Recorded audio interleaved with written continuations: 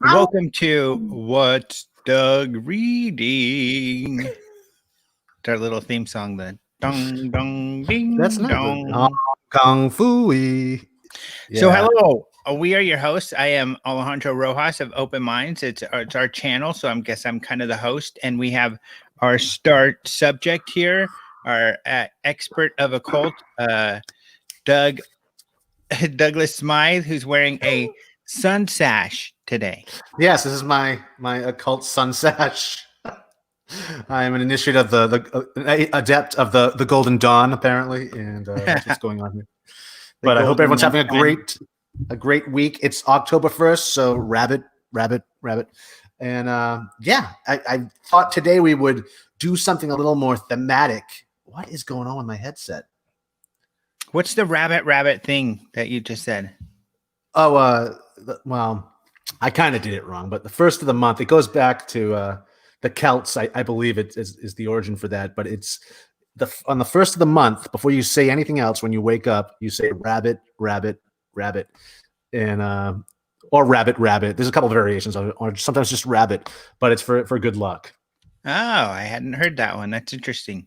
Yeah, but my headphone might crap out during this. It talks to me sometimes, and sometimes it's like battery low, even though it's been charging for a week. But which is weird because that's what happened at our last show. Last show we finished, and then I did a show after that, and I had to use the same headset. And during that, it started doing it, and that's why it was charging them. But whatever, we'll see what happens. But yeah, so it's October 1st, and I figured we would start off with some festive, fun Halloween type stuff, haunting stuff. Right. So the graphic cut it out, and I wasn't sure I did it right, but there was supposed to be ghosts in there today, right? Yeah. There should be some ghosts, but it's cool. The world of the unknown ghosts. The world of the unknown ghosts. But before we get into that, how's your week been? What have you been up to? Yeah. My week's been pretty good. I've been pretty busy with different things, lots of mortgage stuff, but we do have some new UFO stuff up there. I think last week I had told people about the Carter article that we had posted. Maybe not, because it was towards the end of last week. We posted an article on Jimmy Carter and how he tried to get NASA to research UFOs and couldn't. Essentially, he was trying to make good on his promise that he would research UFOs since he saw one. And he just couldn't do it, essentially. So we've got the record of that and how that came about. Surprisingly, it's not a well-known story, and there's not a lot of coverage out there as to that, what had happened during that time. Also, I have some new interviews up. So last week I interviewed Adam Kehoe. He's really cool. He's got a PhD in communications, but he watches policy matters, and lately he's been into UFOs. So he's been writing about kind of, the policy matters related to what's going on, which of course is kind of what Brian Bender covers with Politico. But I think it's really important because you've got the UFO community over here. I should say in camera. Well, actually, I'm going to do the full screen so people could see. You have the UFO community over here, and then, which is kind of common realities over here. So it's really far apart to kind of understand, what is it Washington, D.C. is looking at? What is concerning them? Why are they doing this now? What are they doing exactly?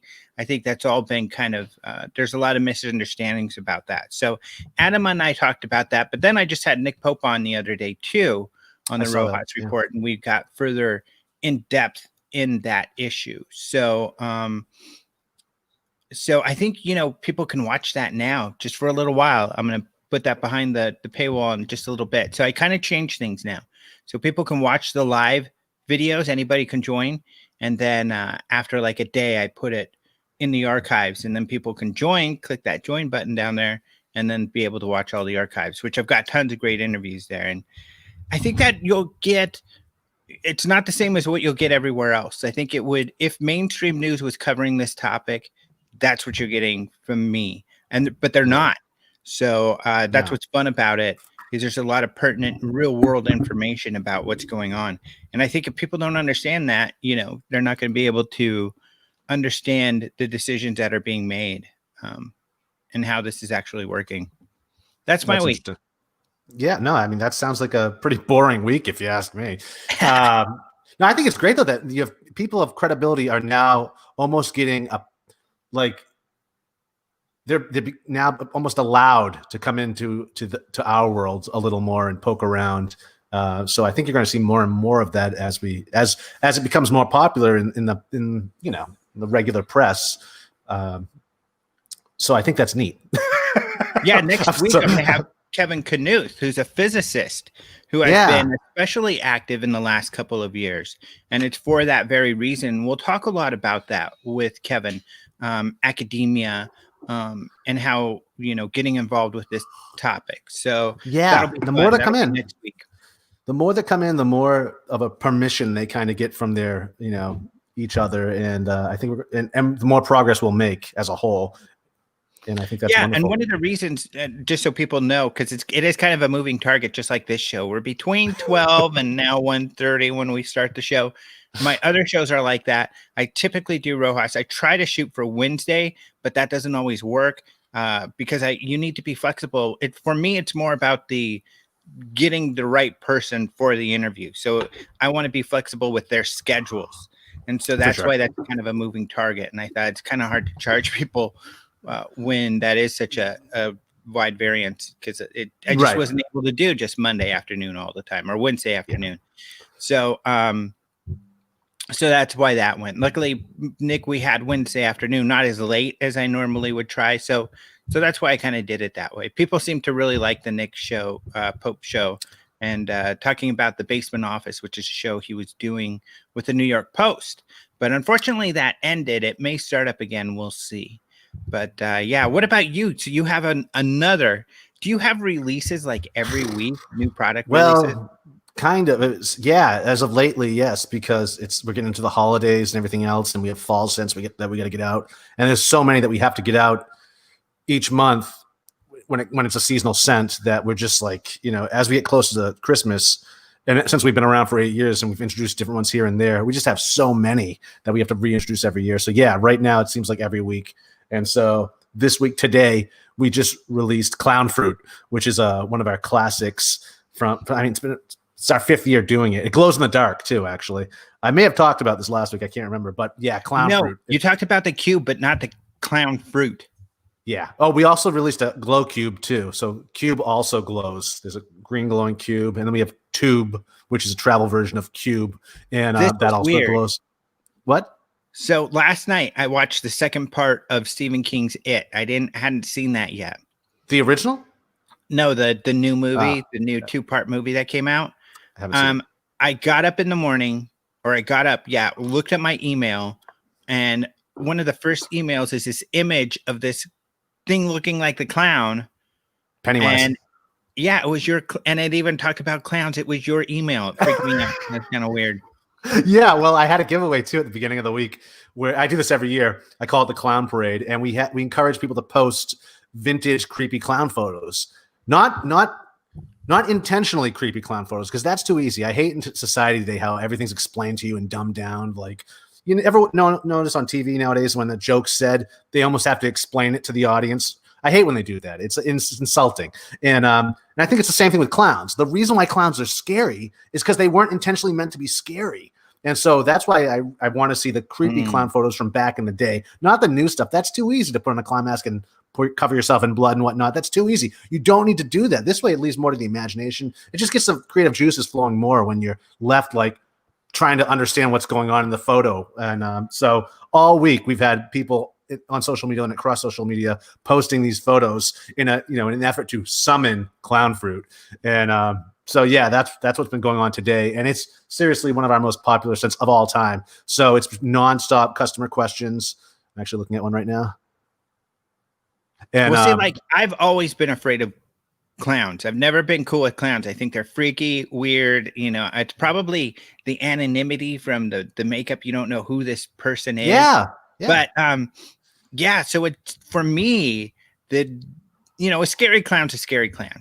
They're supposed to be scary. They look scary.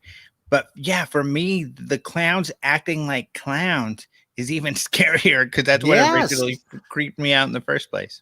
Exactly. And so that's what makes, I think anyways, what inspired this soap and what makes it so interesting. And even our label is, it's innocently looking enough, but it's creepy as hell because of that. And so I like that. I like leaving it open like that. And so that's been my week, really, is just like dealing with all this promotion and giveaway stuff, and then the eventual release, which was last night at midnight. So it's been just busy all week and all day. And that's partly why I'm doing the book today that I am, because if you look at it, it almost looks like a kid's book. And it's not. I was actually reading it in bed, like reviewing it in bed last night, and Fran's like, she's laughing at me. She's like, "Are you reading a kid's book?" And I was like, "Actually, this is the book for this week." And she started laughing her tail off. And I was like, "Fran, look, I've been really busy. I just can't keep up." And she's laughing and laughing. I was like, "No, but there is a lot of value to this because," and I wouldn't just pick up a kid's book and do it. This book is historical. This book has inspired pretty much where we are in the paranormal community today, at least if not us, you and I, in our generation. Well, definitely our generation, but our cousins across the pond in the UK, where this was originally released in 1977. And so a lot of stuff that we're currently seeing, including like ghost research and all that jazz you see on TV, is born out of this book. Movies. So many folks were inspired by this particular book over in the UK. And I actually remember having, yes, it's like Mysteries of the Unknown. What that is is to us as young adults, this was to kids. And it's actually a high quality, great primer for the paranormal for children. And this is what they were exposed to in the late 70s and the early 80s in the UK. And it went out of print, a few years after it was released. But due to the demand, they just recently republished it. It's in reprint right now. So I thought it was pretty important to cover it. And it is, and it's going through it, it is for kids, but it actually is a lot of great detailed information that, and funny enough, I do remember this book. It was in one of my classrooms, or maybe it was in the library. It was a hardcover though. This one's flimsy. This is the reissue, but the original was a white, sturdy hardcover. Huh. Does it look familiar to you? Mm-mm. Okay. So cool. That's the type of thing I loved as a kid. I loved like all the informational books like that. Of course, about anything, especially dinosaurs and ghosts, paranormal stuff. I've always loved that kind of thing. Well, this is okay. So the series, like Mysteries of the Unknown, was called The World of the Unknown. This one was obviously titled Ghosts. They also did monsters and they also did UFOs, and they would like bundle these together. But if you look at it, it's got the sunlight right here. So, I mean, it covers a lot of information, and it starts off with what is a ghost, and it really breaks it down for the kid or for you. I mean, they're little bursts of info, little bubbles and boxes of real life info. I mean, this is definitely, it was a great place for a child to start back in the day. But as of right now too, anyone new to paranormal would get a lot out of this book, aside from the great pictures and whatnot. But it was really well researched. I actually dug into it. I don't know if you know Eric Maple. Do you know Eric Maple? No.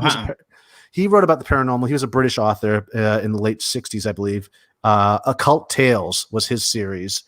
And he wrote the books The Dark World of the Witches, The Realm of Ghosts, and The Domain of Devils. And he was actually called in as a consultant on this. And they also use the Society of Psychical Research and the National Library of Psychical Research too, which I don't think exists anymore. But the author is Chris Maynard. And so this was a series. So they had a group of writers back in the day. And they would get their assignments. They could pick which book they were going to work on. And this is the one that Christopher Maynard chose. And he had no idea how influential this work was on so many people. Right, as you can see right here, Reese Shearsmith wrote the introduction to this. He's a popular actor over in Europe, but he had no idea how far-reaching this book was. And only recently, when he was contacted by, right before it was reissued, he had an interview in the 40 Times magazine, and he's like, I had no idea. He's like, there was no way to measure what reach we had back then. There was no social media or anything like that. This was just one of a series that we wrote, or that I wrote, and I wrote a bunch of them, probably over 30. So he's been approached over the years by different people, letting him know, like, hey, you really scared the hell out of me as a kid. Like, you really set me off on this path that I'm on right now. And I don't know, have you ever seen the movie Borley Rectory? I'm not sure. I don't think so. Man. Borley Rectory. In fact, all of you watching right now, tonight or sometime this month, it's a spooky film. Borley, Borely Rectory. It's filmed in like a 1930s style, but the actors are all in fact, this actor right here, Reese Shearsmith, he's in it. He's one of the characters in it, but it's filmed in front of a green screen. I think it's a green screen, and it's not like your modern horror films. It's spooky. It's not like quick action zoom. It's not frantic editing. It's more like long shots, long moody shots, flickering candles. And it's kind of a combination of a movie and a documentary. Looks like that was a real place too. It was. I think it was torn down in probably 1945, sometime in the mid 40s. Yeah. But it had so it has a combination. It's almost like a documentary, and it's also telling the story too. It's really super cool. Stylistically, it's brilliant. But that director or writer, it was writer or the director, could be both actually, was inspired by this book as a child. So it really got in there to the kids of our generation. There it is. Yeah, if you get a chance to, folks, I don't know if my speaker's on or off. It's a very scary picture. Can you hear me? Okay. Scary picture. It is a scary picture. But yeah, if anyone gets a chance to, I highly recommend watching that this month. It's brilliant. I think it's like an hour and a half, and it's just so well done. It's spooky. It's moody. It's everything you want a classic, not horror, but spooky, haunting movie to be. And actually it's based off of, let me show you right now.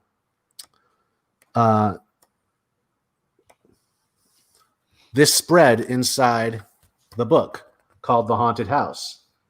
And this was actually based on Borley Rectory.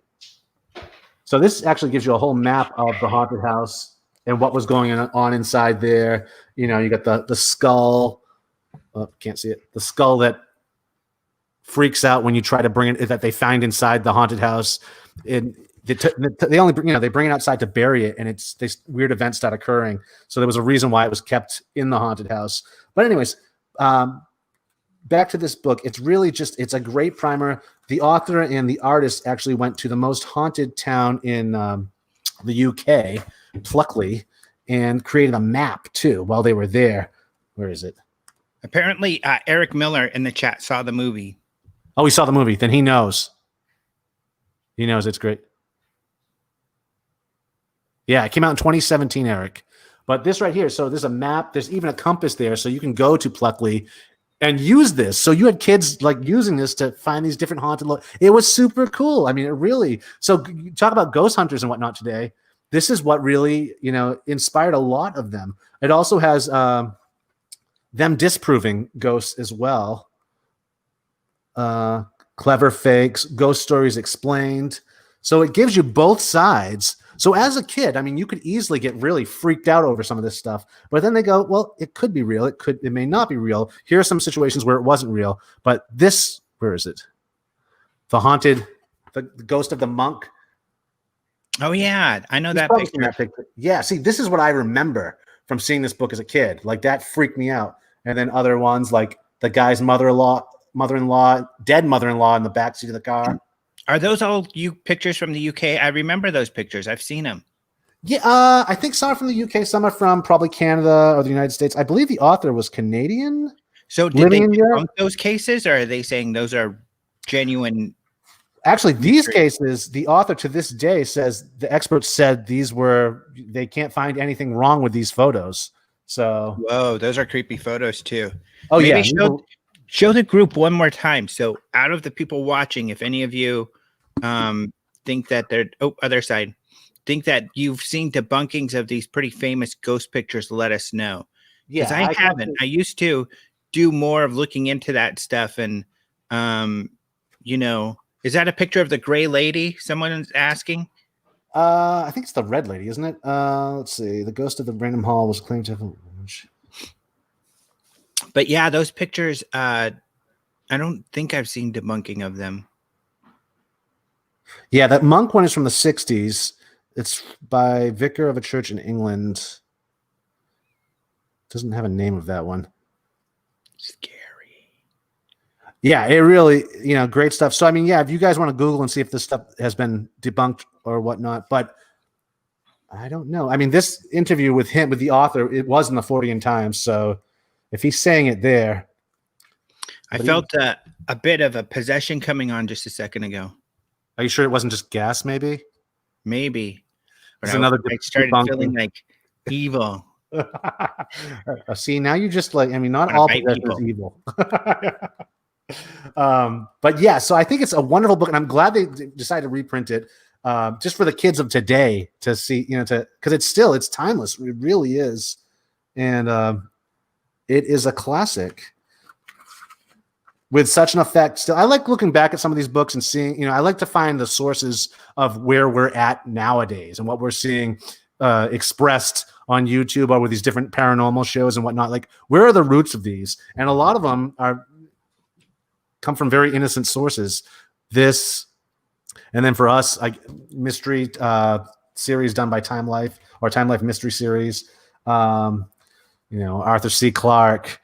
And I think we need to go back and look at a lot of these things just to, dig it up and really go, oh, yes, I accidentally totally stole this idea from here. Jock. I like calling Jock of Ages Jock, because it sounds like his name is Jacques. I should probably just call him that, Jacques. But he says he likes Fortean Times the best. Yeah, Fortean Times is a great magazine. Mm-hmm. But and this reads like a magazine too. That's why I think it's great to have on your shelf, anyways. And it's chock full of different information. Even like warding off ghosts. It talks about how people were hung at crossroads or killed at crossroads intentionally, just so the ghosts couldn't take their revenge on you after the fact, because they wouldn't know which road to take. So it caused confusion. So it's all types of, and again, they're being, who they're using for consultants are the real deal psi investigators of that day. So it really is it's not your typical kids book where it's they're just listening to folk tales and passing them on. This is actually researched ideas coming from that time that are still, I think, relevant. And from a folkloric point of view, however, I thought that was a really cool little fun fact about the hangs at the crossroads, because you hear about the devil at the crossroads. I've never heard about the hanging one. Yeah. So when did you get the book? Just a couple weeks ago? No, I've had the book for probably a little over a year now. Okay, but you weren't a kid. No, I wasn't a kid, but I did have an experience with the book. I remember flipping through the book. I remember that monk and whatnot, and I remember the cover, but I remember it being a hard book. And it might have been something, I don't know. I almost remembered like the Ghost and Monsters ones too. I think there was a series of them in one of the classes I was in elementary school. Someone had it. So I don't know if it was, well, it might have been just someone brought it back from the UK on a trip as an interesting kids book, but it was it was in my mind. And then I read an article about it in Fortean Times. In fact, here it is. So there it is. There's the cover. Oh, wow. Yeah. I'm going to go let the dog in. Okay, I got this. Hold my beer. So anyways, folks, and I read it, I read the interview with the author in here, and it was really, it's a charming article because the author, he really doesn't, he never once thought he was having such an effect on the folks or on the kids to the extent that he did. And I think that's really great. And food for thought, the small little things you're doing, the job you had 43 years ago, how it still has an effect today that you didn't really give much thought to. I mean, that's interesting. That's like the butterfly effect, like in motion. Do you know what I'm saying? Like for example, the effect you could possibly be having by some random show you did, that you didn't even give much thought to, could be shaping the next 40 years or something transpiring in the next 40 years. Yeah. Well, all of this happened because of stuff that I've done, all of this stuff around UFOs becoming mainstream. all due Yeah, to it's pretty much my you. work. Yeah, you are the origin point of origin. But which reminds me actually of something. First of all, let me ask you this: what do you think of ghosts and like poltergeists and stuff like that? Do you think that's possible? Poltergeist is always lumped in with ghosts, and I think poltergeist, for me personally, and I know it's not an original thought in any way, shape, or form. I think it's more of a psychokinesis or a telekinesis or psychokinesis type activity. That has something to do with youth in between the ages of 12 and 16. I think there's some type of energetic thing going on here. So, but it's always associated with ghosts because we can't see what's causing these things to move. That's what I mean, loosely in a nutshell. That's what I think about Oh, interesting. poltergeist. Yeah, that's an interesting thought. What about ghosts? Ghosts, I having never really seen one. I mean, I've seen weird things. I mean, I remember seeing something when I was a real little kid, but I was also in bed. I was probably half asleep and was still dreaming. I mean, like, so I can't say yes or no to them. My whole problem with them is like typically they're wearing some type of period piece outfit and whatnot, which leads me to believe that clothes have ghosts too, if that's the case. Otherwise, I would expect all ghosts to be naked. And I haven't seen a naked ghost yet. So I'm on the fence. I'm open to the idea, but I just haven't. It's never happened to me. Yeah, that makes sense. Of course, some people think, it's some kind of like almost like a glitch, like a recording glitch. Right. Kind of somehow some sort of remaining essence. Yeah, or energy of some sort that's somehow. Yeah, that's actually covered in this book as well. Nice. Really, I mean, like, like a lot of the stuff that we think is cutting edge information. They were talking about this in the 1970s as well. Like right here, haunting ghosts are seen at different times and by different people, yet it is always the same ghost that appears in the same place. They seem to be totally unaware of living people. They are only attracted by the place that they haunt. Animals can be ghosts as well as people. So, I mean, like, they're like the Princess Leia recording from R2D2, like exactly. It's like exactly. Ben, it's like this repeated thing that keeps happening. It's weird. And the reason it could be like a loop, like a time loop type thing. I mean, like there's wires across in the grand scheme of things. I mean, I guess there's always that. I saw the new documentary, The Phenomenon.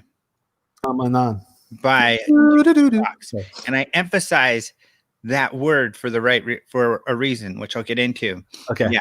Phenomenon. Phenomenon. But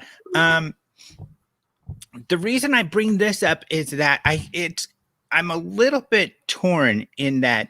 First of all, this new documentary by James Fox. You know who he is? He's a film documentary maker. He made Out of the Blue, I Know What I Saw. Great documentaries on UFOs. And this recent one, which launches in just 5 days, and I'll actually be interviewing him in a couple of weeks too, is called The Phenomenon. You can get it online, Apple TV, stuff like that. Yeah, I've scrolled by it, I believe, actually. Yeah. So you probably saw the pre-purchase or something like that. Yeah. But it's a great film. It's really, really good. Especially for people to kind of bring you up to speed. Really, it's kind of cool because he does the whole, which some people will be frustrated with, going over the history of UFOs and stuff, like Kenneth Arnold and some of that kind of thing, touches on Roswell. Although, in recent light, with recent news, you kind of look at it differently because he's just mostly got military witnesses. So he's really kind of demonstrating that there's been this military interest in UFOs for all along. Right. And then he gets into present day and he interviews Harry Reid. And that's why the word phenomenon is important, because there's this clip when they're interviewing Harry Reid, which is a great interview, but there's an edit. And then Harry Reid goes, this phenomena is what we were looking into, what we wanted to look into, plural. But the phenomenon, is plural, meaning, this is a part of the story that a lot of UFO people are skipping. And it's a bias because they don't want to undermine the credibility of the UFO research going on. The New York Times did this in their story. James Fox has done this. And to be honest, I don't think it's something we should overlook. I have not been doing it. I've been emphasizing this, which is that $22 million that the Pentagon gave to Harry Reid's project, and not Luis Elizondo, who ran the UFO portion of that project. He gave it to a program to investigate all the paranormal related to Skinwalker Ranch. Right, right. Not just UFOs. And that's getting lost. People aren't getting that. That $22 million, this project in 2007 was to investigate paranormal phenomena such as apparitions, psychic type of events, poltergeist events. So this was a paranormal research project. This wasn't just a UFO research project. What eventually happened, and nobody's telling this story. I feel like I'm the only one telling the story. Now, I got this story from George Knapp. And he's told the story, but he doesn't really make a big deal out of it like I do.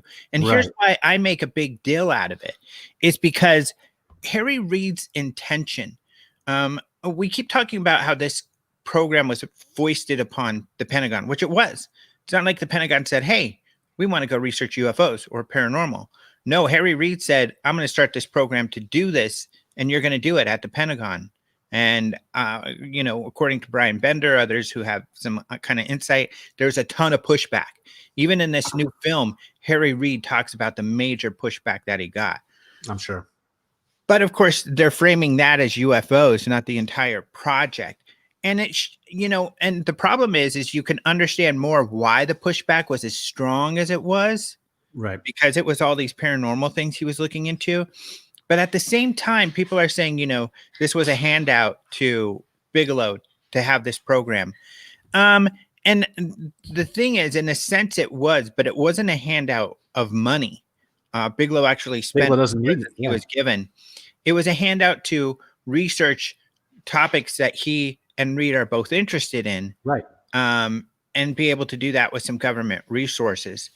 In Harry Reid's defense, Harry Reid's supposed to be looking out for the what his constituency wants. The Pentagon is hesitant to look into paranormal stuff. He feels the public wants to know about paranormal stuff, so they would like this sort of research. That's kind of one of the things that's got lost in all of this. But, Harry Reid was probably right in that there is no serious look into the paranormal. And I would say it could be the majority of Americans would like that to be done to some degree. What do you think of that? I think that's absolutely correct. And I think the military's had a love-hate relationship with the paranormal since its inception. I mean, going back, it's had different programs throughout the ages, on both sides of the pond. Even in Europe, there have been some experiments. In Russia, I believe, was doing similar experiments in the 60s and 70s. Too. So, I mean, yeah, it was a book on psychics behind the red curtain. I think it was called. Yes, I've got it. It's and that was the book that inspired the U.S. government to. It helped the argument of these same people, these same Bigelow Aerospace people back in the 70s wanted to research psychic abilities. And this book from the Russians helped them do that, in that they said, look, the Russians are doing it. We should do it too. So we did do it for decades. We had remote viewers who were doing the psychic, ability to try to see other places that supposedly was fruitful enough. Right. Jonathan Alexander, he was part of that program as well. John Alexander helped do all kinds of different paranormal projects, but the project lasted for a while. And here's the reason why I think it's important. I think, first of all, we need to tell the whole story. It's important to tell the whole story because the question would be, would Reid have gotten as much pushback if the program was just about UFOs from the beginning? I don't know. But the other part is, in order to honor kind of Harry Reid and to find out the results of his experiment, essentially, in order to honor his original intent, he's saying we need to take all paranormal seriously, not just UFOs, because, experiments are they the same? would be so interesting. I'm always confused when people lump in UFOs to paranormal. To me, it's not the same thing. I don't think they should be Well, under the same banner. but it is. I mean, it's something that's typically it's typically under the same. Yeah. Paranormal is a loose word. It means something that's outside of the normal. If there are technologies that are more advanced than what we have, that technically could be called paranormal. But even as Travis Taylor, who's part of that Skinwalker television show, who's a PhD, he's got several PhDs. Right. You know, I interviewed him at the UFO Congress, still wearing my UFO Congress hat. And I'm using my UFO Congress lip balm after my name. But he said this to me a couple times. He doesn't like the word paranormal because nothing is really, if it's part of the natural world, it's not abnormal. We just don't understand it. Exactly. Yeah, and I agree with him when it comes to that. But there's also kind of the social connotation, paranormal being something out of the normal. And then there's the negative connotation too. And I think that's where we're, running up against with the military, trying to understand it. The military is also a very, religious organization, whether they admit to that or not. So you're going to have that battle going on between. No, that's why. Yeah. In fact, according to George Knapp and Luis Elizondo's confirmed this as well, the reason why they had to drop all the other paranormal stuff they were looking into is because there were evangelicals, so very. So you're going to get that pushback. It's satanic, Yeah, exactly. They say this is satanic, the work of the devil. We can't have anything to do with it. And in fact, they got that pushback immediately. Right. That's why they identified we're not going to be able to do this paranormal research. There's too much pushback. We've got to spin out just ATIP, the Advanced Aerial Threat Identification Program that Lou Elizondo is going to run. We're going to spin that out as its own group. And hopefully they won't make us close that. But we're going to get rid of all this other paranormal stuff we're doing because short-sighted. They just won't let us do it. But it is frustrating. It's frustrating in that I really think that the UFO community needs to own up to this and tell the full story. And I really think that, and the reason why is I think it's really interesting and the conversation should be out there. Especially at this point. Okay, UFOs we're taking seriously, but maybe like Harry Reid intended, we should also take seriously, or at least look into some of these other paranormal phenomena that people are looking at, because how fascinating would it be, to understand some of these things a little better, whether it's debunked or not. Exactly. But at least understand what's going on. Yeah, and I would love them to debunk it. Then we could just check it off the list and move on to something else. And that's right. Yeah, we should be doing that. But I mean, anything, and I like the way that John Alexander and his team were looking at it back in the day. Anything that was going to give us the advantage, any advantage, is worth looking into. I mean, that's a military way of thinking. So, I mean, yeah. And what's interesting is I interviewed Nick Redfern, who wrote a book about this religious faction inside of the intelligence in the military. And he said the majority of them just don't want anything to do with it. But there is a faction in there where they want to look more into it because they want to harness the power of the devil to use against him. And so there's even this debate. Whoa. They want to use the devil's power against the devil? Yeah. Because, the argument is, okay, even if you believe this is demonic, shouldn't we look into it so we understand it better?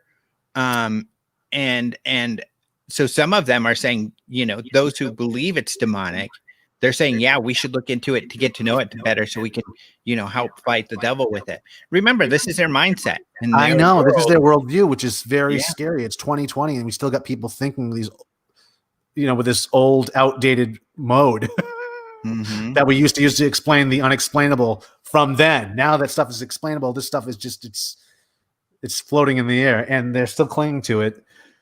I don't think people realize that. I think it's an important part of the story. So I always bring up that part, that they were looking into all the phenomena. And that I never heard it like that before. And that's a great insight actually into the situation. Yeah. I didn't realize that at all. In fact, in my interview with Adam Kehoe, he didn't realize that too, because that's not really being shared out there. And it's the truth. It's the truth of the history. So for example, even when, I think that, Jeremy Corbell did touch on it in his Skinwalker documentary. George Knapp, like I said, has talked about it.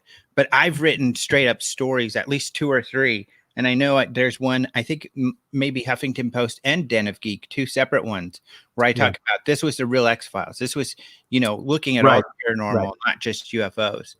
But there's a couple insights. There is the insight that there are these religious factions. And I think that is important because people lose, I think part of what's going on right now is that people are like, wow, how can this other group of people believe things so much differently than I do? Yeah. And how can they be basing their decision making off of things that are just so much different than how I think?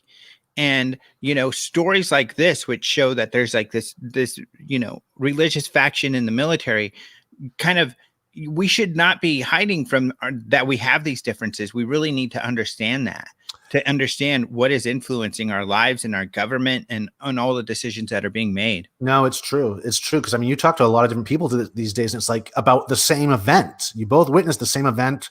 You both maybe witnessed the same debate even, and you have totally different views on what just happened in front of you. It's insane. Like I would not expect that kind of thing to be happening this day and age, but everything's so polarized like that. I mean, it's just these filters. It's bizarre.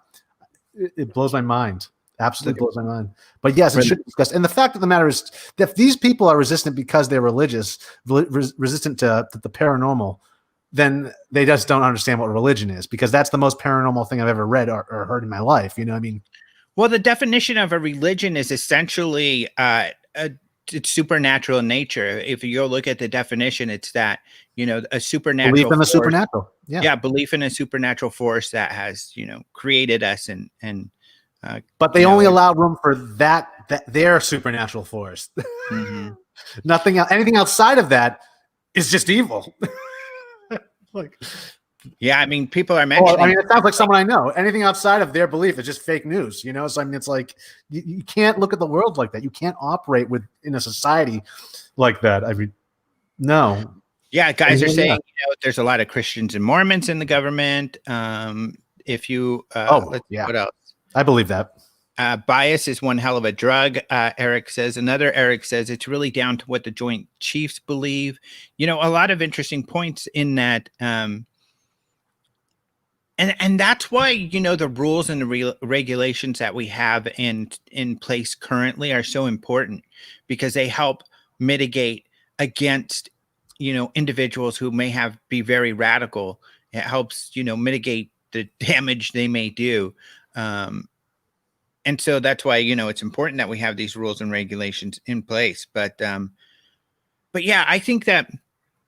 And so, I mean, now that I've shared this information with you, does it make you look at that whole Pentagon project differently?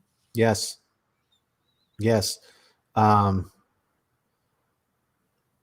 I understand a little bit of it more now.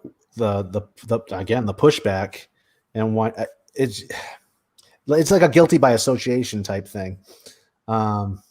It is unfortunate that there is that sort of pushback, but again, it's the full story. I guess some people may justify it in that, well, because we didn't tell that full story, we just stuck to UFOs.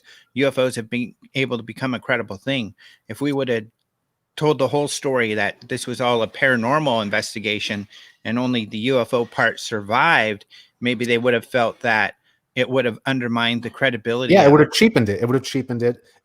But we don't know. It's not fair to even make that assumption, because the public appetite for, doing some sort of research in all of this stuff is questionable. And I would say, especially after the television show X-Files, there probably are a lot of people out there. Like, what about you guys in the chat? Wouldn't you all, just like now we have, the UAP task force, wouldn't it be good to have at least some people looking into some of these other paranormal X-File type of topics? I think it would be interesting to do it. In fact, Stacy writes in here from Phoenix MUFON, and she says she believes that it's all related.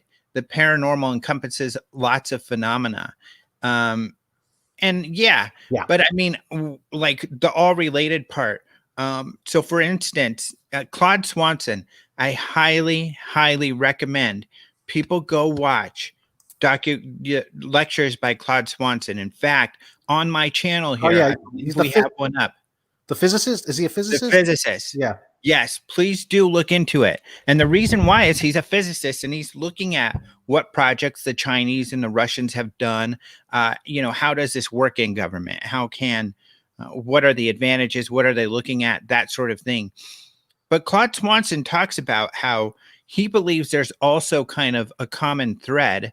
And essentially he's talking about there are forces, and that's what happens when we talk about the quantum and stuff. There are subtle forces that influence us. Like gravity is not a subtle force, right? There are different properties of the, physical laws of nature that we don't know yet. And there could be some of these subtle energies in the background that interact with our brains and or our bodies that do allow for that ability for perhaps psychic communication. Also, multiple dimensions, that some of these subtle energies may actually explain a lot of different paranormal stuff. So he's saying, that it could easily be, a quantum problem. It could easily be a string theory issue, and maybe that is how we should wrap this study, this paranormal study, wrap it in physics speak, wrap it in superstring theory, and that it would be an easier sell, I think, to scientists than calling it paranormal, and to the public. Public loves paranormal; they find it very entertaining. But in the back of a lot of people's minds, they're like, I think it does have that word has a cheapening effect on certain things when you want to be taken seriously. So I think we need some new words or descriptors when it comes to pushing the envelope with these things and getting some serious research done and funding, which is the most important part. I mean, I don't think it's much of a sacrifice to ask for that. And there is some funding sometimes for psychic research and stuff. Yeah, psi research is going on. I mean, it's a lot of the times it's privately funded. But I mean, they're seeing results here. They're seeing results time and time again. So I mean, there is something to it.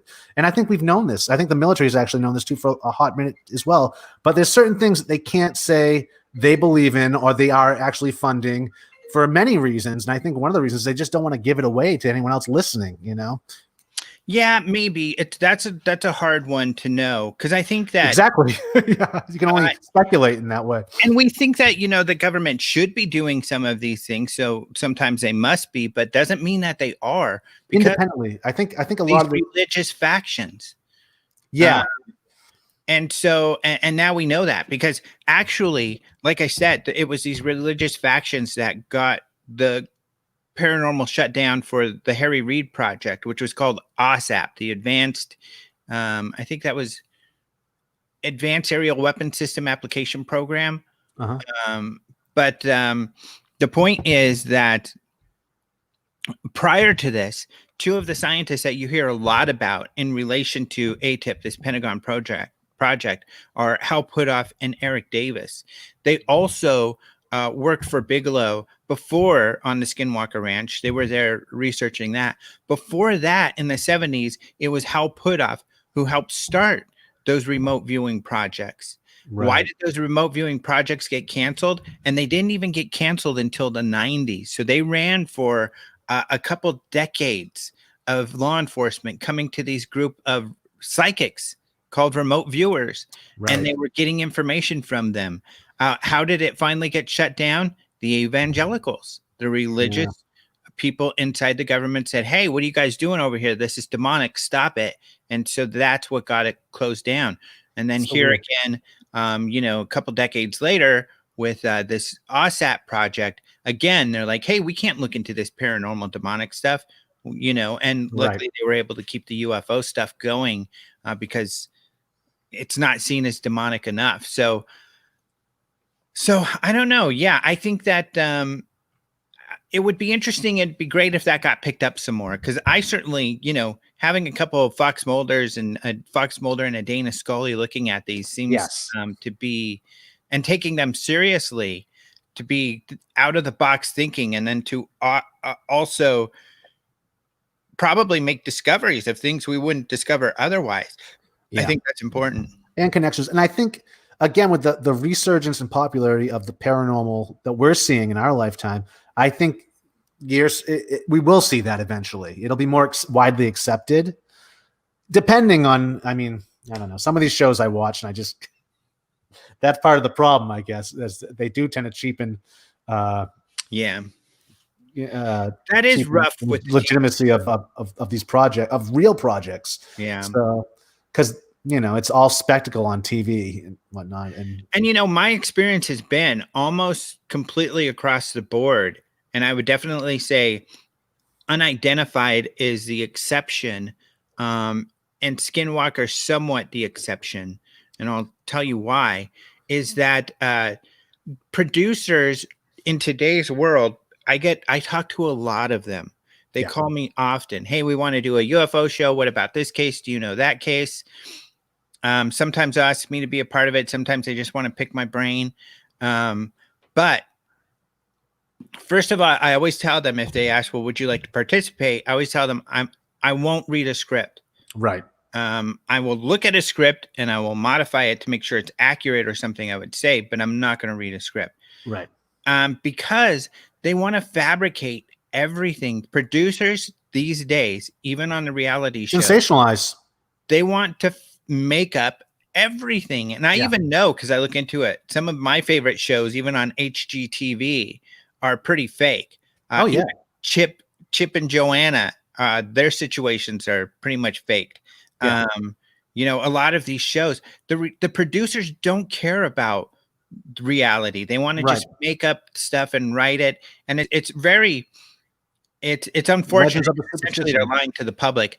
But the shows right now are terrible. The producers are so terrible. Nobody wants to do a real show that's just based on fact, and it's really unfortunate because it's not sexy. It doesn't sell. But Skinwalker is kind of like the perfect storm, because I mean, one, you got the name right there, Skinwalker Ranch. You don't even have to sensationalize that. That'll sell it in itself. I wish we could just get some real deal information out of it. I'm still not sold on Skinwalker. I haven't seen anything. Here's my problem with the Skinwalker show. It's so scripted, obviously. I'm talking about in general. I haven't even seen the show yet. You haven't? I'm so over Skinwalker Ranch until I get any real information. Huh? I'm so over Skinwalker until I get any real information. To me, it's like an Oak Island situation. It kind of is, but you got to watch the show. There is at least a couple things. Really? And my interview at the Congress, the panel that we had with the Skinwalker guys was really fascinating, because this is what I loved. Okay, we're getting off topic a little bit, what I was going at, but that's okay. We've gone way off topic already. Remember where we began.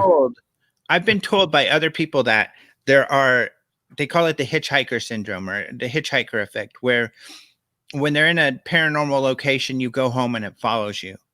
Right. They said, everyone at the Congress, all of the Skinwalker guys, said that they had that happen to them. And what's funny about this is, when I interviewed Travis Taylor when Skinwalker's show started, he was really skeptical and didn't have a lot of nice things to say about the Bigelow efforts to investigate the Skinwalker. So when I interviewed him more recently, I wanted to ask him some of those things that you think were sketchy from the Bigelow event. Did you have these same conclusions and experiences? So one of them is a hitchhiker thing, where people say, paranormal stuff from Skinwalker follows them home. They all said yes. Even Travis Taylor with multiple PhD said yes. We all have suggestion. Power of suggestion. Also, self-interest. Maybe. Too. I don't know that the scientist is going to be as susceptible to the power of suggestion. Yeah, but is he working in science, or is he making just TV shows? I mean, he works at Redstone right now. He's a rocket scientist. Working at probably high-level, top-secret projects. Because I just think the following you home, like when I was a little kid and I looked at ghosts, like this book right here with the pictures of the ghosts, it's like I felt like I was alerting them to my existence, like seeing it's like, oh God, now the next place they're going to show up is in my bedroom. I mean, it seems like so. I mean, as a kid, I'm thinking like that, and you can really take it with you. But again, we don't understand the mechanisms behind it, so we don't know what might be happening there. So I think you can convince yourself, though, if enough people. Enough people in the audience are saying one thing, you'll say it with them, whether you're conscious of it or not. I disagree with that completely. Really? because there's, first of all, there's studies around this, and Yeah. you're right. The studies show that at least 70%, if not more, will go along with the crowd. The mob Even mentality. when they know what the crowd is saying is wrong, when they see Yeah. something completely different, they will agree with the, so I mean, But not everybody will do that. The numbers show like 70 to 80% of people will do that. And, maybe even now it's different, but not everybody's going to do that. There are there's still a good portion of people, like scientists. And I think that's why people go into some of these arenas like science and law and stuff like that, who aren't influenced by the masses. They're influenced by the evidence. I would say that's me. I would say consciously, the thing that's is, you. And I think that is Travis Taylor. So I but don't no, think but even I fall assume victim. that.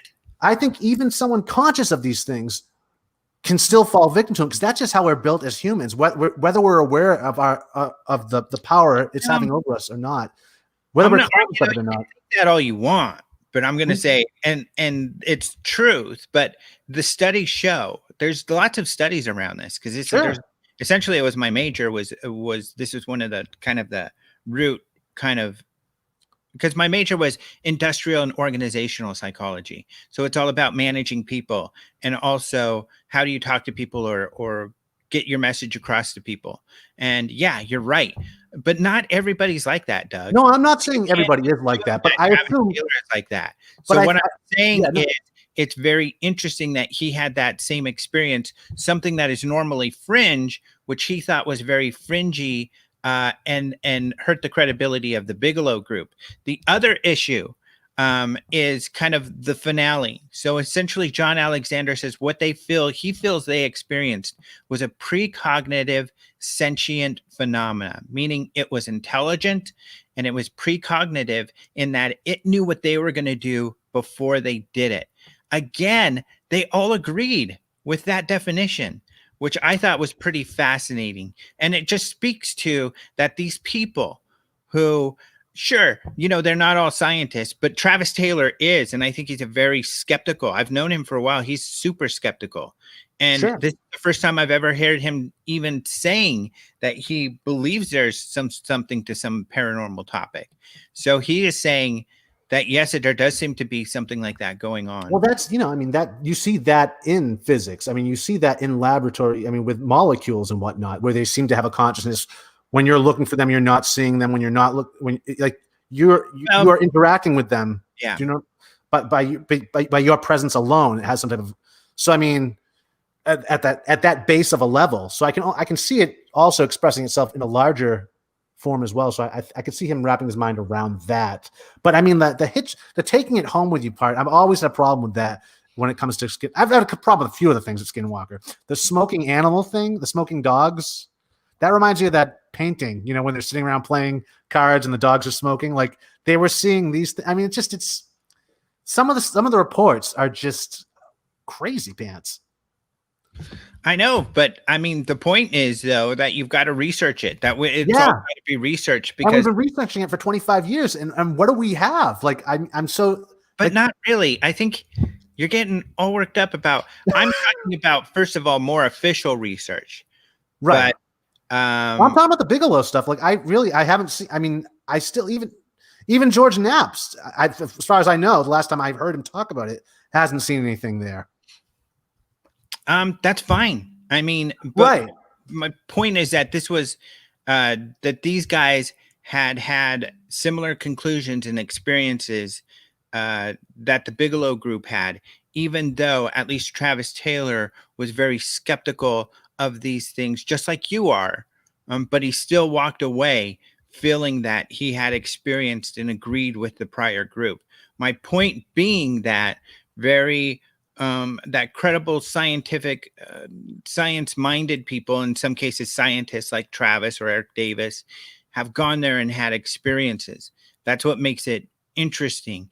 Even the whole project began because a DIA agent read George Knapp's book on Skinwalker, said, hey, I want to go check this out. He goes there, has his own paranormal experience. Then he goes to Harry Reid and says, Harry Reid, I know you are friends with Bigelow and you know what's going on at Skinwalker Ranch. We need to investigate this kind of stuff. And Harry said, yes, I agree with you, and went and got funding. And even though everybody's being told that, Harry Reid wanted to do a UFO investigation. It was about all the paranormal. And I'm just saying that it's warranted. If these people are having these experiences, then it should be looked into, because who knows what's going on, even with this taking it home thing. Is it completely psychological? We'd have to study that to find that out. No, we have to go there. You and I, we have to take it upon our. Don't give me that smile. But then it's just our word against others. No, we just need to experience it for ourselves. I need to experience it for myself. Is what it all comes down to. But we would have to stay there for like a month. I would totally do that. I would totally do it. I would do that. I have no fear, because I used to do lots of ghost hunting. Let's do it.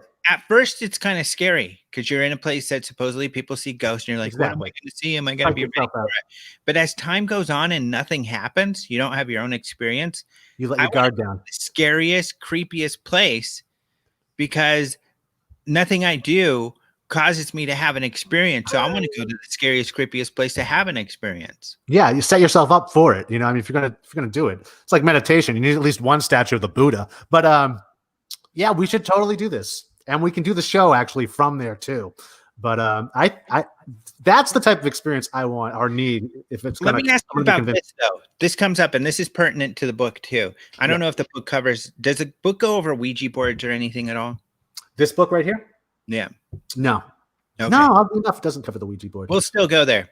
I just wrote about the Ouija board though recently in something I'm writing. So Canoodles, which is definitely, he's one of these guys who's definitely more on the fringy kind of stuff. He's got a lot of interesting comments to say. I don't know about all of them, but he says this: avoid manifesting bad mojo. No Ouija boards allowed. We are 70% water. Pray to water. Skip the middleman. I don't agree with the majority of what he's saying there, especially with the bad mojo thing. There's this big thing about bad mojo. Don't play with Ouija boards. I don't buy any of that, to be honest. At least, and it's one of the things the ghost hunters, out of the original ghost hunter group, the guys, the TAPS group, they didn't buy that either. And it's one of the things I agreed with, that there in all of the true ghost stories I've seen. They're far and few between, and I'm skeptical of even the ones that are there. Nobody gets hurt. You see this apparition, you see something. It's like Blair Witch. They're chasing something around. I mean, they psych themselves up. But when it comes to mojo, bad mojo, and Ouija board, like, we got to understand that we give power to these inanimate objects. If you believe in something enough, and enough people believe in that same thing, you give it power over you. It doesn't necessarily mean it really has power at all. It's a psychological tool you can use to convince yourself of anything or whatever, or get over anything. I mean, it's the power of the subconscious. Right. And that, at least that has like magic in itself. I mean, like the whole rituals that you go through, or the rituals at the Catholic Church, or rituals that you do in magic, isn't really what's happening. It's helping you get into the right space to operate your mind, to program yourself. And I think that's what it's like, a fetish that you give up power to, so it has its power over you. But where's the real power coming from? It's coming from you. So, and I think we do that with the Ouija board all the time. Yeah. And in fact, a Native American kind of idea around this is that you own your space. This is you. Right. Yeah. We talked about that. Not only do you own it, but you're responsible for it. Yeah. So you can't be affected by anything negative unless you allow yourself to do that. And not only that it's also the issue of responsibility. I think Carlos Castaneda talks about this, but I've heard other Native Americans where, it's your responsibility to help create an environment that is, positive.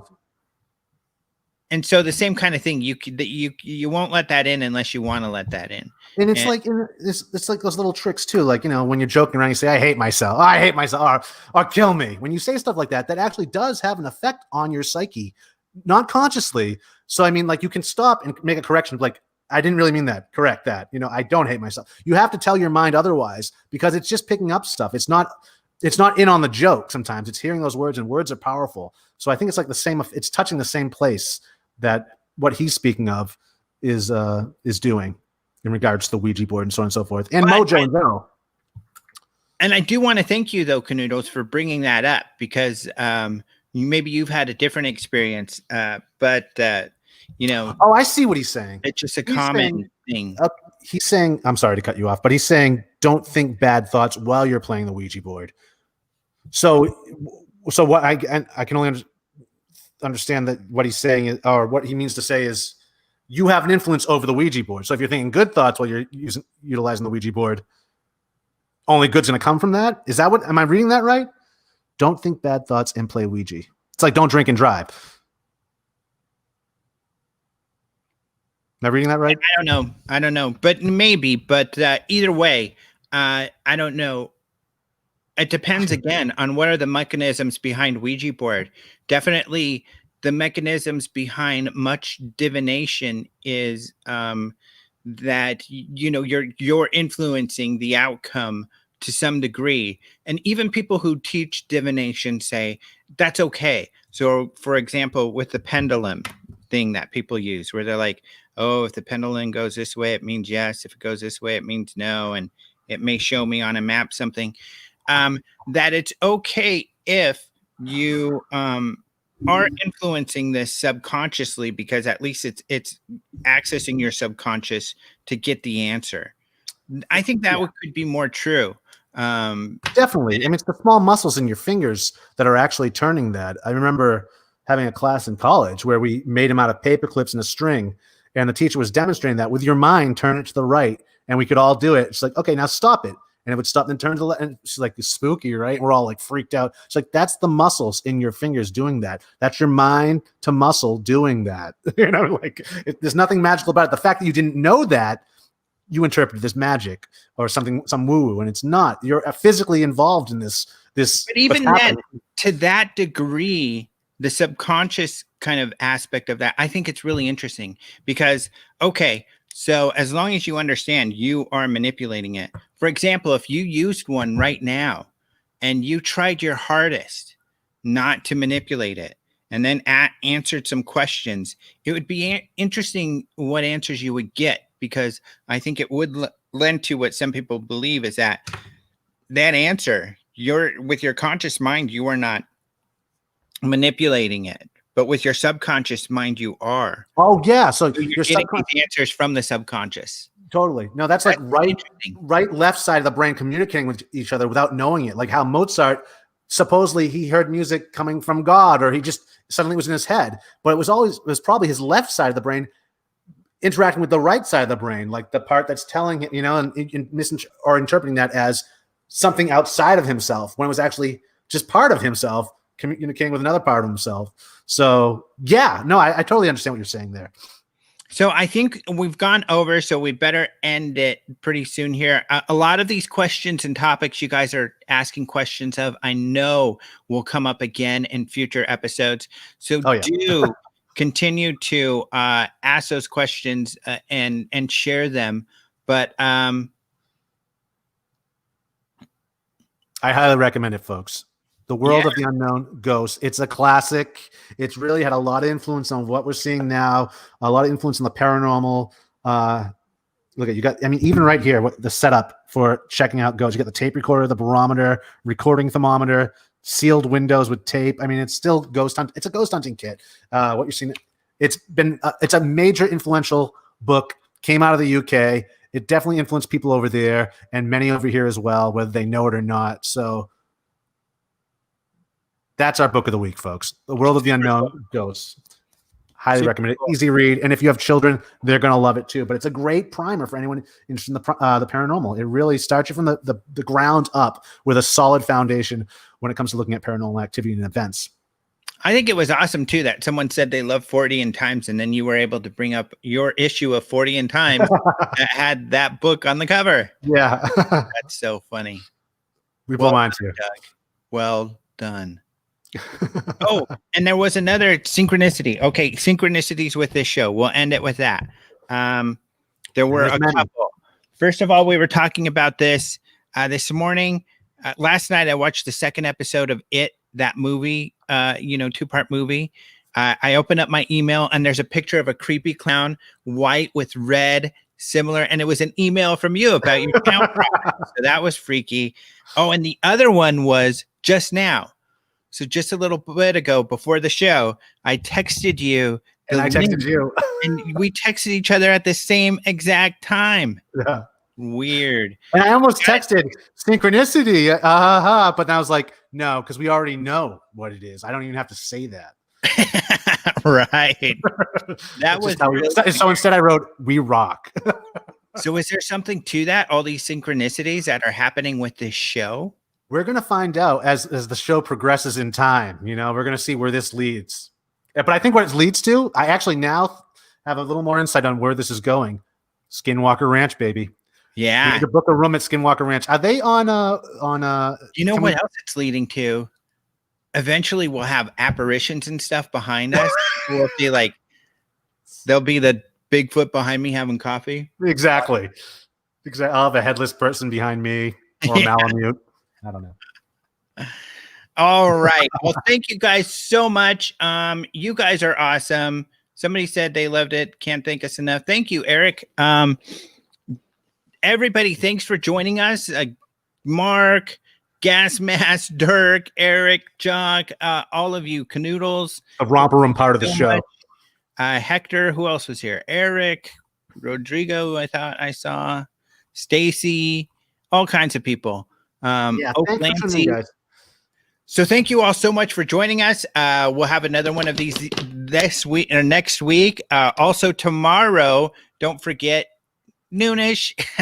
I'll be shooting out a information on this soon, but tomorrow I'll have another live show, which is going to be the Friday UFO newscast. And then next week, I've got my interview with the physicist, Kevin Knuth.